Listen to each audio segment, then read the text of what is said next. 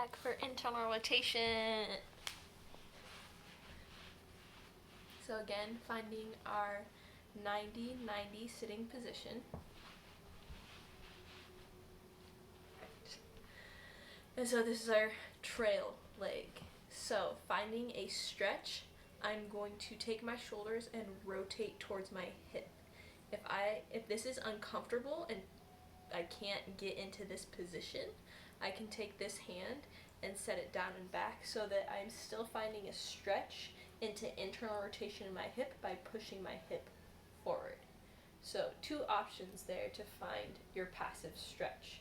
Once you've found your passive stretch in that hip, we're going to hold for 2 minutes, just like our normal PAILs rails protocol calls for in the first part of the stretch. So 2 minutes, focusing on that deep diaphragmatic breathing, nice deep belly breaths in, long slow exhales.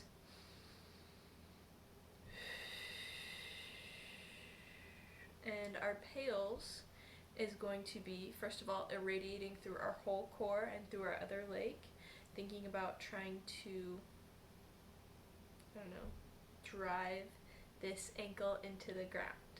So, nice deep breath in, feeling that core engage, feeling our stretch here. The progressive side of the tissue, is the side that's lengthening. So that's the tissue on the underside. So we're going to be squeezing our knee down and in and squeezing our ankle down and in, trying to engage that tissue. Ramping up to your greatest, safest effort, and then holding for 10 to 15 seconds as we breathe.